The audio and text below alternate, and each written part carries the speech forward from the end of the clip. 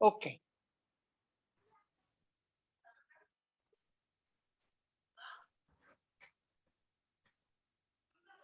Sir, make me host. Sir. Yes, sir. Yes, sir. You are now. Hello, sir. Yes, sir. You are host.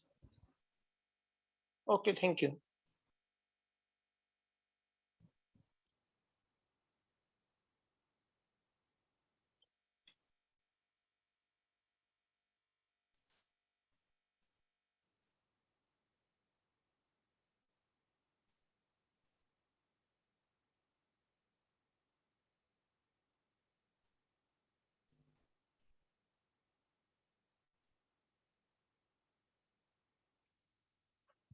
So many things in India and Bangladesh are common in case of pet animals and wildlife. I would like to take you first towards the pet animals. Dogs. Most of the Indian, they love dogs. There are many varieties of and breeds of the dogs. Some are foreign varieties. See, this is a Labrador. It's very dangerous breed, Labrador. This is one more. So then domestic animals, cows. Cow is worshipped across the country in all the states almost, as Shubh sir has also told, and I am very happy that in Bangladesh also cow is worshipped and is a very important animal in all aspects of agriculture, milk and food. So cow is worshipped in India. It is also known as Kamdhenu because every part of cow is very, very important for human survival. Yes. Then some wildlife. Giraffe is an attraction of many Indians. Actually, giraffe are less in number in India. Horse is very useful animal in many ways. It is a means of transportation. It is a means of prestige of rich farmers and some people who love the horses. It is, as I told, it is means of transportation. Then wildlife, tiger. You have Bengal tiger. We have also Bengal tiger in India, and it is really very majestic animal. Then hippopotamus. On the borders of Bangladesh in Assam, we have hippopotamus. Hippos, that is the only state where hippos are surviving. In Kaziranga National Park in Assam. Then deer is very beautiful animal, wildlife. It has different types, having horns and without horns. So these are some of the animals what I have demonstrated here.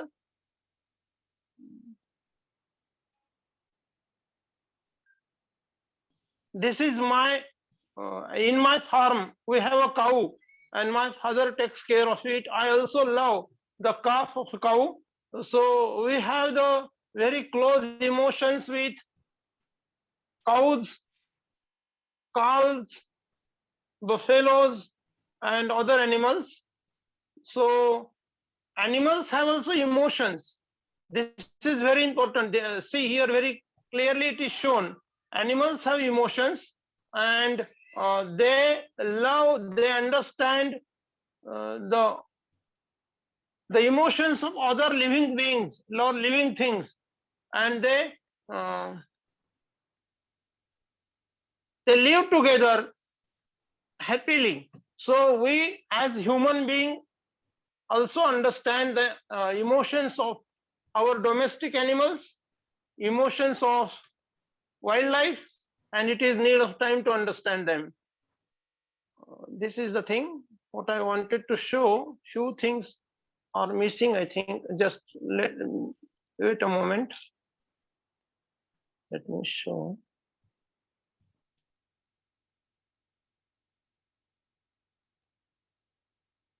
Just a minute, sir. Perhaps I have forgotten. Take them here. This is also sign of emotions. They are held with love and affection. So we need to associate this point of emotions with domestic and wildlife, domestic animals and wildlife. Emotion is the common factor in human beings and animals also. And we teachers as human beings, we deal with human brains. Our children in classroom, they are the learners and they have also emotions. So when we teach to our children, we have to consider their emotions and accordingly we have to deal with them. So emotions is the very common factor in classroom teaching learning process and interacting with the animals also. So Thank you, sir. emotions Thank you. matter, right? Yes. Now I would like to tell you, take you towards our education, national education policy.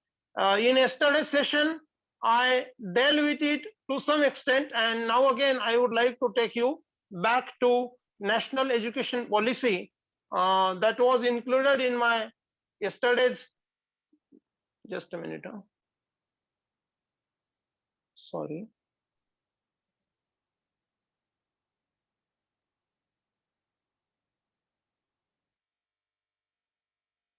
Yes.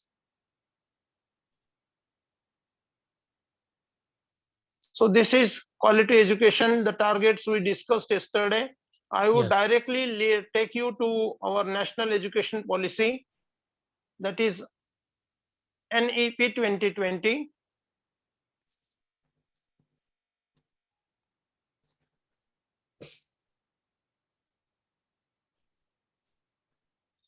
Yes, NEP 2020, slide number 50 and 51. National Education Policy 2020 replaces National Education Policy 1986.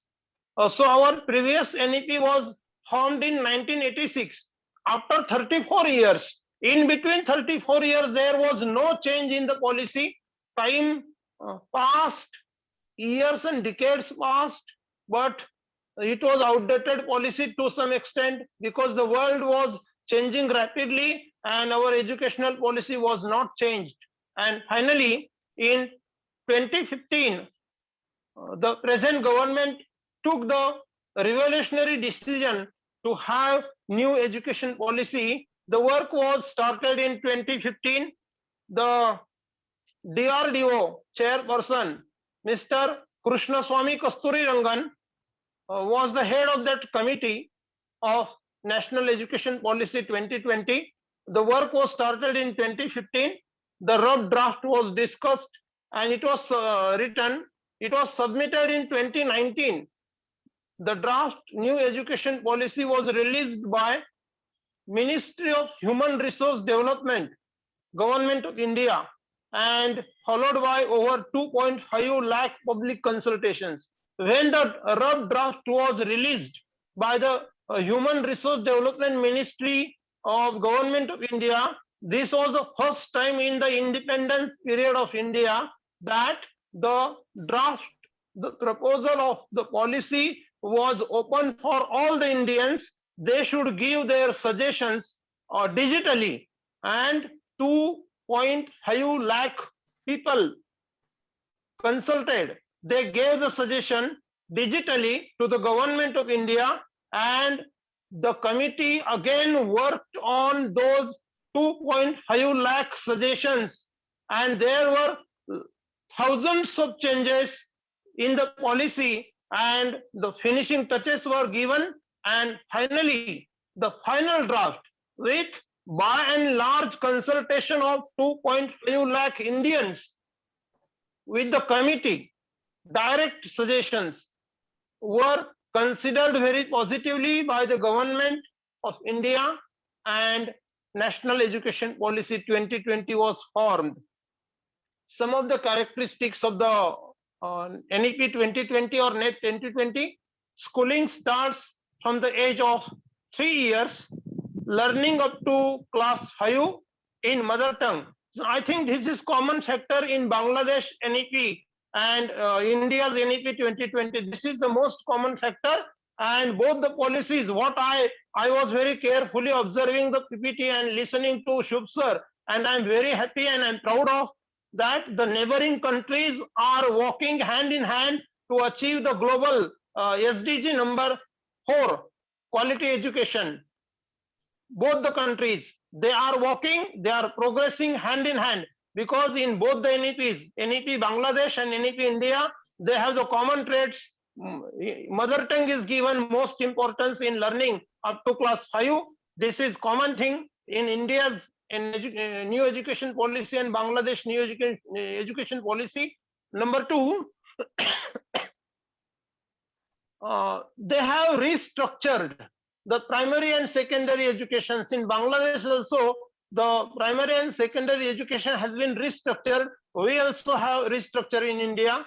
We have internship and vocational education from class 6. This is very important step taken by, the decision has been taken by the committee NEP 2020 and accepted by the government of India, because it was need of time. Besides the traditional learning through books, it was rote learning, and that was useless in the real life after growing up by the youth in the country. It was useless, mostly useless. But through learning, if the learner gets some skills to earn the bread and butter, this is very, very important. And now NEP 2020 in India will give a very good platform to the learners from early stage, that is class 6. So the learners will start their internships and vocational learning from class 6. This is very, very important stage in NEP 2020 of India. Then internships and vocational education from class 6. 50% of gross enrollment ratio is to be achieved by 2035. I think in your policy it is by 2040. We have to, our deadline is 2035. And our new structure of elementary and secondary education is now 5 plus 3 plus 3 plus 4. So these are 4 important stages in primary and secondary education of the learner. Our previous structure was 10 plus 2, and now the new structure is 5 plus 3 plus 3 plus 4. So this restructure of primary and secondary education,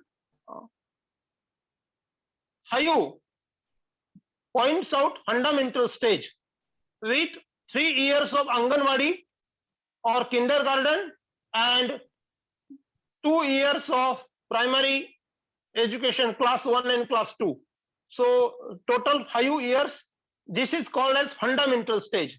Second step, 3. So the first 3 stands for preparatory stage. This starts from class 3 and ends in class 5.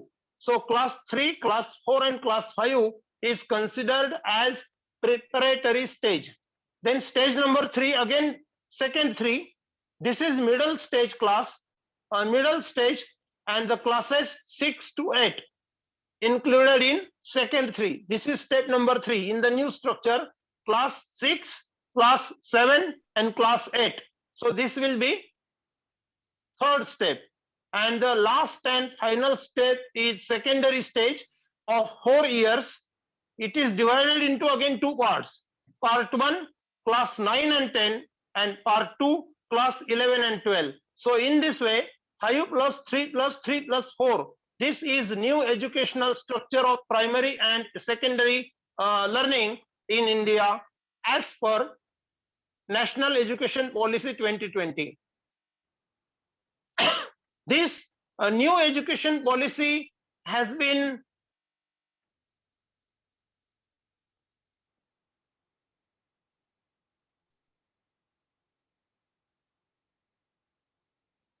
supported by Niti Aayog. Niti Aayog is also a new structure of our previous planning commission of the government of India, and Niti Aayog coordinates this committee and the policy to achieve sustainable development goals. All the 17 goals are focused through India's every kind of policy, maybe economic, maybe industrial, maybe agriculture, maybe education. In case of every ministry, in case of every department of the government of India and the state governments, all are coordinated, supported, directed, closely monitored to achieve sustainable development goals. So Niti Aayog plays a crucial role to achieve the SDGs set by UN in Agenda 2030. So Niti Aayog plays a very important role as a representative of UN, we may call, to monitoring very closely to all the government bodies to achieve the sustainable development goals. So this is also important. To spread awareness about the goals, being together stakeholders and build capacities for the realization of SDGs, Niti Aayog has organized several national and regional level consultations. Yesterday I have already given this status, so I will avoid it and will proceed towards next point. Next point is, now orally I will discuss with you what is the system mode of teachers recruitment in India. So recently the government has started to conduct entrance exam for the teachers in primary and secondary schools. It is known as TET and TAIT. TAIT is Teachers Aptitude and Intelligence Test, and TET is Teachers Entrance Test. TET is mostly conducted in Maharashtra and some other states, whereas we have CBSE schools run by the central government of India. CBSE schools are monitored and controlled by the central government of India, and state governments also run some government schools. We have the constitutional provision, Shubh sir. Yes. Education is the issue which comes in concurrent list of our constitution. That means the central government and each state government has the right to make the law, frame the policies, implement them. So this is the right of the center and the state. So it comes in concurrent list. Our Indian constitution has 3 lists. Some topics, some issues are in center list, some are in state list, and some are in concurrent list. The topics or the subjects which are in only center list, they are not discussed or operated or administered by the states. For example, railway, then air traffic or airlines, then defense services, then foreign affairs. These are the subjects which comes in center list. So no state in India has the right to make law or take any decision in case of, or interfere or intervene in case of these subjects. What I told, railway, airlines, foreign affairs, defense services, these are the subjects which are included in the center list of the Constitution of India. Some are state issues. So the center government does not interfere in those subjects which are already undertaken of given freedom to the states. So states decide on their own, and there are some issues which are to be discussed and laws are made by coordinating each other. Education comes in concurrent list, so center and the state both have to coordinate with each other. All the states have to follow the guidelines given by the central government, and that's why education is coordinated by all the states under the guidance of the central government of India. This is a very nice thing. The state governments have their own government schools to some extent. There are many more, more than 70% or 75% privately run schools by private management institutions, educational institutions, and some are state government schools, and some are CBSE schools, which are closely monitored and administered by the central government of India. So we have different layers. Now, teacher recruitment in CBSE schools is done by CBSE board under the guidance of directly Ministry of Human Resource Development. Now it is now renamed as Education Ministry of Central Government of India. So they have their different parameters of recruitment, and in states like Maharashtra and Gujarat have now recently, in the last 2 decades, they have also made some changes, and this is the impact of privatization, and teachers are now exploited to some extent. What I'm telling this, previously that new teacher was appointed directly on pay scale. Now the new teacher has not been given any pay scale. He has to work on the contract basis as a Shikshan Sevak for 3 years. If his service is satisfactory, then he is promoted as the regular teacher on probation, 2 years probation. You have direct 2 years probation in Bangladesh, but we don't have. We have 3 years contract as Shikshan Sevak, and then 2 years on pay scale as probation period, and then the teacher continues his service. So it is really very troublesome. During the first 3 years, our teachers, Shikshan Sevaks, have a very meager, not enough remuneration is given. 8,000 to 10,000 remuneration is given. Initially, it was only 4,000. When I started my career as a teacher, I was the Shikshan Sevak, and I was given only 4,000 rupees in 2000 and 2001 and 2002. So 3 years I worked as a contract basis teacher. Then I was continued as probationary teacher for 2 years, and then next, after completing the probation of 2 years, so total 5 years, then I was given the pay scale. So this happens in case of hundreds and thousands of teachers in different states. So there is worst thing in non-aided schools in India.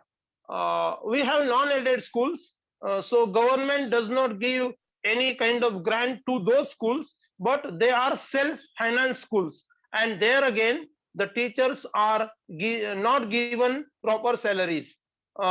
Yesterday I went through some online advertisements of teacher recruitment in different states of India. They are on the Google, different websites of private schools. So their salary does not go beyond 20,000 or 22,000. So this is really very concerning thing. So there are some discriminations in case of teacher salaries in India. This should be sorted out, but we are hopeful that in future there will be some debate and discussion, very positive discussion on it, and there will be some equality to some extent. We expect it. Now, minimum qualification for the junior, as you said, junior teachers in your country, we have also dear teachers who complete diploma in education after 12th standard. Previously, it was after 10th standard, 2 years diploma in education. Now it is after 12th standard, diploma in education. So these are the teachers who are recruited for as a primary teachers for standard first to now up to 8. But the structure is now changed, so it is up to standard first to 6th, sorry, 5th, and then 6th, 7th, and 8th. Some are dear teachers and some are graduate teachers. So graduate teachers are having a degree of any discipline as BA or BSc, and with that D.Ed or B.Ed. And then secondary teachers degree or post graduation, but that is not eligibility. Degree is accepted, and degree in education means bachelor of education, B.Ed plus academic degree. So in this way, the teachers minimum qualification is professional degree and degree in education. Then they are promoted. I skipped one point to ask to you, in your country, how the teachers are promoted from assistant teacher to head teacher. In Bangladesh, I forgot to ask you, we in India have the seniority list. So as per the seniority list, teachers are promoted on the superior posts like supervisor, then assistant head teacher, and then head teacher. Now we have 7th pay scale applied to the teachers in aided schools, but which are unaided schools, they don't have the pay scales. They have very average or below average salaries given by their institution managements. But the duties of the teachers are the same everywhere. Duties are not different. There is no discrimination in teachers' duties across the country. Duties are the same, but salaries are different. Their facilities are different. CBSE teachers have more salaries, and the state government teachers have less salary than the CBSE teachers. And unaided school teachers have less salary than the aided teachers. So these are the different layers, and they are increasing inequality in the teacher community. This is very pathetic. But we don't have anything in our hand. We are the common teachers. So we are not the policy makers. It is in hand of the policy makers of the country, those who should think about the equality and establish it very positively. We are facing this problem. So this is what I wanted to share with you.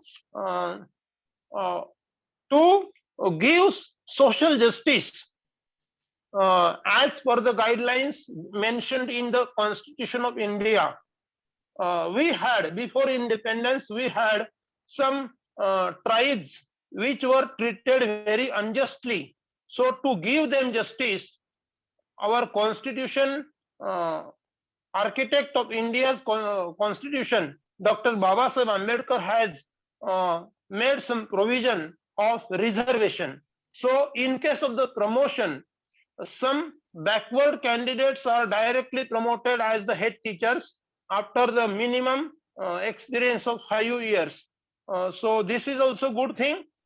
They get the opportunity, those who belong to the tribal communities like scheduled tribes, we call them Adivasis, some other backward communities. So if they are the assistant teachers and they complete their 5 years satisfactory and they are capable to administer the school, they are directly promoted as per their reservation categories. So the reservation process is very important thing for backward candidates and scheduled tribe candidates to have an opportunity to be the head teachers in India in government schools. Private schools ignore this kind of reservations, but aided schools, it is mandatory for aided schools to follow the guidelines as and the reservation category norms to be followed very strictly. So this is the thing in India. I forgot to ask you about whether there is such provision in Bangladesh. I do not know. I was curious to ask, but I forgot it. If you want to ask anything about India's teacher recruitment process and other things, you are welcome, sir. No, sir. Thank you. I learned a lot of from your presentation. Thanks a lot, sir. Okay. Darkness, sir. Yes, sir. If I forgot anything and you remember, please add it. No, no. You have already tackled all points. Clearly explain this But, system. we have still 10 minutes. I have to explain some. So we will have we will have some discussions. Yes, sir. Yes, sir. Some questions we'll ask to Shubh, sir. One more question you just ask. What about the promotions of headmasters and masters? Please. Shubh sir, is there any provision of the reservations for backward categories in Bangladesh? Okay, sir. Please make me host. Yes. No.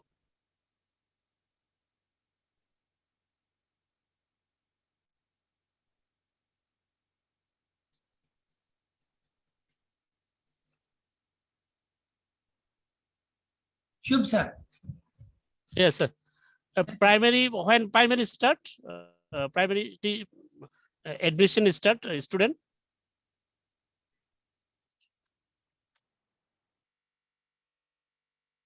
Primary Sir. Yes, sir. education start as per the new structure, which is to be introduced from the next year, 2022. It will be. This is the transition period. This is the last year. This year is the last year as per previous education policy, and the 2020 policy will be in effect from the next year, next academic year. Darkness, sir. Yes, sir. Yes, sir. Am I right? Yes, it is my fate, or it is my pleasure to inform you that I was one of the member of National Education Policies District Level Committee's member. It was run by our secondary education. Oh, great. Yes, secondary education officer, and we were 20 or more people were our teachers and some officers were doing that work. We were discussing same as some points we have discussed about new education policy 2020. It's wonderful. Great. Yes, sir. And Dr. Yogesh Sonone sir give me that ample chance to me to include that new education policies district level committee. We have various types of subjects. I have already that point, but we have some limitations of time. So we have so many restructuring about some titles, like my title was including information technology in forthcoming curriculum, and some context they have the slab of 0 to 3, 3 to 5, 5 to 8, means new structure or education policy. Okay, sir, already explained. But my point was, or the title of my group was to discussing and give some techniques to include some information technologies to the secondary level, particularly 8 to 12 standard. Means now, Okay. I think in 2018, I was selected for IT cell for that was a QR code. Every textbook have QR code, and I was also part of training at Aurangabad, but my school authority did not allow me to go. But I have done my little bit work for that, and even it is my pleasure to, under education officers control, I have done my small work to this module or restructuring of this new education policy 2020, and my subject was that information technology to include our IT inclusion to the new education policies curriculum, because there is two types of curriculum and syllabus. Curriculum is the framework, and syllabus where we taking or we implementing to the ground level, and that is why in India so many people are working in this new education policies, like means from grassroots level. We have discussed so many students, so many parents also, teachers, headmasters, and we have given some suggestions to our state board, or it is for our education ministers, that committee, and we have give some of our feedbacks with the help of Google Forms, and this was my very ample opportunity to work as a small, but it was my very good experience with to work with this committee. Thank you. Very nice. When the link was provided to Great, give sir, the yeah. suggestions. Hello, sir. Darkness, sir. Sir, yes, sir. When the link was provided by the MHRD, Government of India, Yes, to sir. give the consultations on NEP 2020, Yes. I had given the suggestions digitally, and it's also my pleasure that what you people have worked a lot on framing NEP 2020. It was a really very nice thing. Most of the teachers across the country have taken great efforts.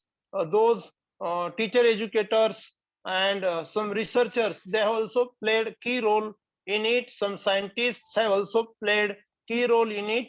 I also digitally suggested few things regarding collaborative learning, interactive learning, distant mode learning, because being the change in time across the world, we have to be also very flexible regarding it. This I had suggested. And second thing, exploitation of teachers to some extent because of this Shikshan-Sevak, that should be stopped, and there should not be discrimination among the teachers, and teacher CPD should be implemented more effectively. So these suggestions were given digitally by me. So I'm very happy when I went through the NEP 2020 in the last 3 days.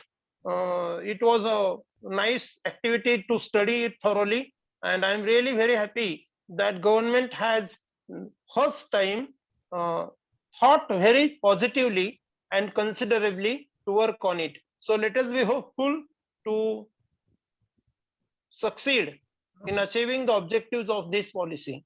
Thank you. Thank you. We have only 1 minute and 45 seconds. Now you have discussed that point, but we have limitations. We have given some points to explain or extend or inculcate some your ideas. So we don't have Absolutely. any what kind of chance to give another discussions or another decisions, or you have to suggest some, but we have some limitations to suggest some Right. to this. Very nice. Right. Also, I understand. You always stand for teachers and good committees for teachers. Thank you very nice, sir. We have only 1 minute. Shubh sir, any question in your mind? Tomorrow when start our lesson number 8? Yes, very nice. We'll start right 3